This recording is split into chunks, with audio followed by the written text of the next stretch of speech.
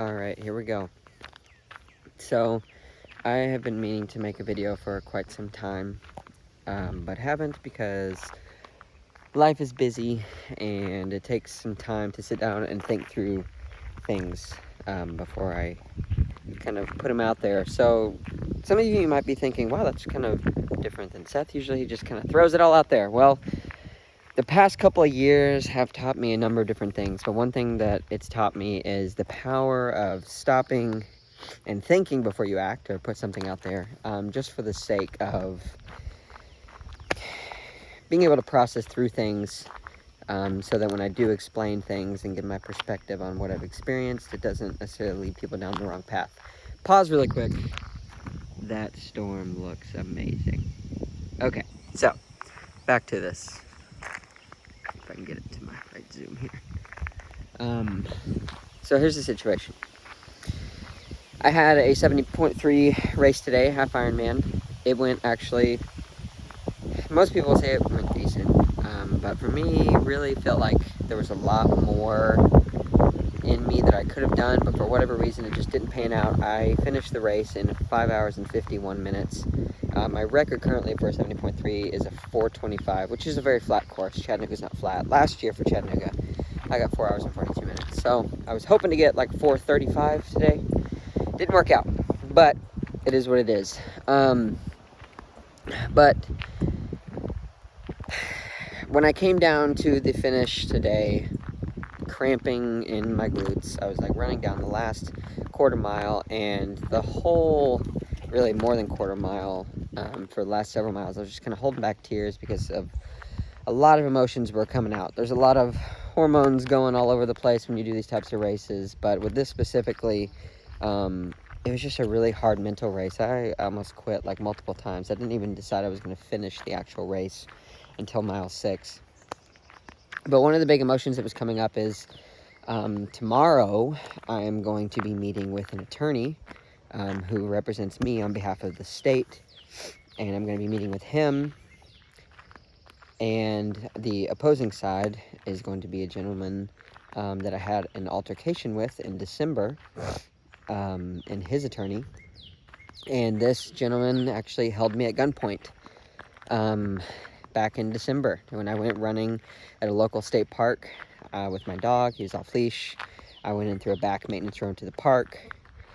Basically what happened was I came back to my car that was parked on this old maintenance road, and this man did not like that I had done that, asked me what I was doing. I ignored him because I had kind of had interactions with him in the past where he was very aggressive toward me and my friends at this park, and I just decided to ignore him. I ran back to my car, put my dog in my car, and I realized that his truck was actually parked behind my car as to block me in.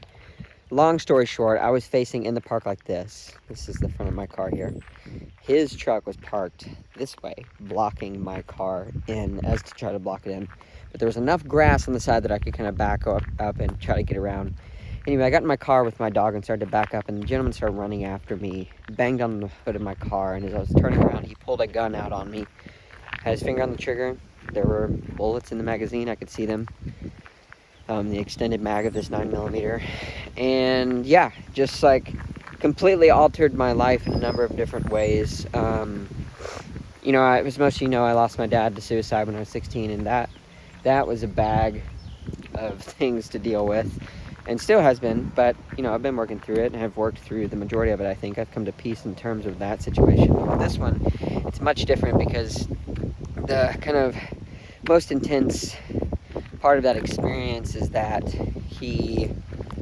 this man, just making sure we're still recording, he held my life in his hands, and he could have ended it right there. And when you have that type of a situation that you find yourself in, and someone takes it upon themselves to decide if they're going to take your life or not, like, it really changes the perspective on things.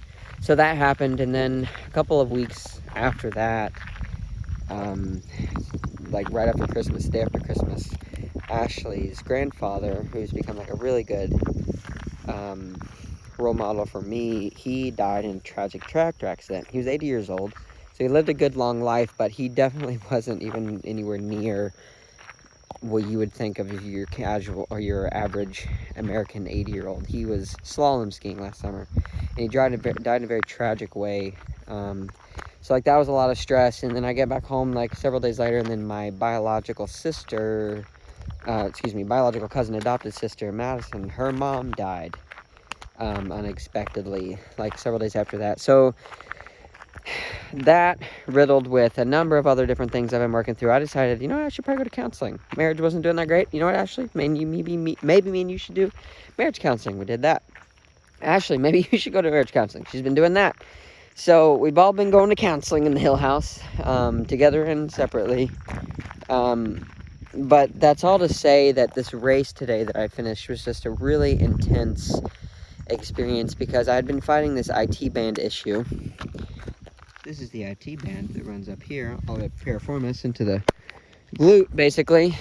I've been running around with this issue for quite some time, and that had finally healed up, and I've been running for about 2.5-ish months, somewhat, to kind of get me back up to speed. Anyway, this race just didn't go super well today, and I was thinking about this whole situation of going to talk with this man tomorrow that held me at gunpoint. And some of you are probably thinking, well, what's the point of you going to talk to him? Well, when I started doing counseling, the best outcome that I could figure in this type of a situation is that this man, I would be able to look him in the eye and maybe even offer that and extend that grace and forgive him in a way that would maybe bring us to some point of a friendship. And I know that sounds crazy, but in my past, even when I was younger, I would get in these fist fights or crazy fights at my schools, and oftentimes after the fight I would actually end up becoming relatively good friends with these individuals that I had these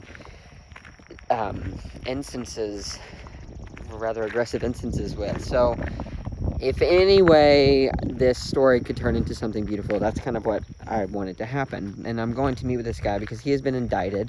He is being charged, pressed charges upon him by the state, because it happened on a state park. And I have some level of say in how he is going to be sentenced. The judges are going to look at me and say, hey, Seth, what should we give him? There's maximum and minimums that he could get. But if I showed that I had some level of grace I was wanting to extend to him, I think that I can influence the judge in such a way. And I just basically want to see if there's remorse in this guy's face. I want to get to know him a little bit, maybe get to know his story. I know he's 67, Native American, had been beaten pretty bad a number of years ago by other people. Like, he's got some PTSD stuff possibly. Because of this instance, I know what PTSD is a little bit like now, and let me tell you, it's not a cool thing, but you can work through it. So, yeah, that's just some of the stuff I kind of wanted to share. This race today kind of brought it all out. When I came down to the finish line, I saw my sister and my wife and a number of other awesome people who came out to like cheer me on, and it just broke me down. I started bawling at the end because it was such a hard thing, because I thought mile 2 of that run, going to 13.1, I was like, I'm not gonna do this, I'm gonna quit. And I'm really happy. I hesitate to say that I'm proud of myself, because I'm not super proud of myself, and I don't know how good it is to have pride in oneself. I think it's good to have a good self-esteem, but not to the level of, it gets unhealthy for me sometimes. But anyway, I am happy that I persevered, because I was able to come to the finish and was able to get my hat and medal and have that experience, and not have that DNF. But yeah, the past like 5-6 months have been really heavy, and with the work I've been doing with Country Life, at first I started off doing work with them as kind of a consultant, and then I moved kind of away from that hourly stuff to a contract, kind of quarterly based, annual based contract, where I essentially help with their leadership team. And their leadership team basically, the leadership team just helps basically lead the business, obviously, and I think everyone who works for the company sees me as an employee. And I've been a little bit more hesitant to post about all of my dealings with that, because it's not mine. I don't own it. But there's a potential that I will be buying a business or two, but mostly potentially one business. There's a conversation I'm having tomorrow about potentially purchasing that business with the owner financing deal. I ain't got that kind of money, but we may work out some deal where I would purchase this business, and that may be a new chapter. And if I do go in that direction, I will be more open about that and get back to the entrepreneurial, super posty Seth, where I'll talk about all the stuff I'm learning. But I just haven't been doing that recently because the Country Life thing, even though they're paying my business, the Kinetic Consulting, it's more or less I'm working with that company. So that's why I've been doing that.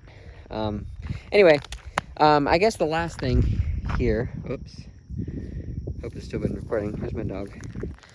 The last thing that I kind of want to talk about here is a crazy thing I want to share. And some people might laugh. Some people might be like, oh, that's awesome, because they don't understand what I'm really saying. But so a triathlon, I love it. It has been a mega journey. When I first started, did my first race, got like 5 hours, 15 minutes. Man kicked me in the face, basically. Worked my way all the way to like a 4:25, and I want to go all the way to like sub 4. So that's my goal. But my ultimate goal now is this. I want to get my pro card. So what that means is basically I have to complete a number of races and like the top of my age group and the top overalls of these races. And then you get the opportunity to basically pay somebody to give you your pro card on this USA Triathlon circuit. So that's my goal. I want to get my pro card. Not because I want to go and do this professionally, because the delta between me and being the top of the age group amateur ranks, it's attainable. Me being the top of the world, that's a whole nother level. I'm 29. I have about 10 years left in my body to peak in this sport, which is a long time. So that's why I think it's possible to get my pro card. So what I'm thinking about doing is doing these videos about once a week, just short, throw it on YouTube to kind of document that journey and talk about how it's going, and kind of mix in some business and entrepreneurial stuff in there too. So that's my story. Hope you guys enjoy it. Yeah, this is going to be the beginning of a journey, even though I've been into it for about 2 years now. But I am very much looking forward to it, and if you want to follow along, feel free. If you don't, let's chill. It might be just cool for me to be able to show my kids one day that what you can do if you chase after your dreams. So here today, May 22nd, 2022, with my dog Anak. Anak! Good boy. We are going to sign off. So I hope you guys have an awesome day, and we will catch you later. Peace out.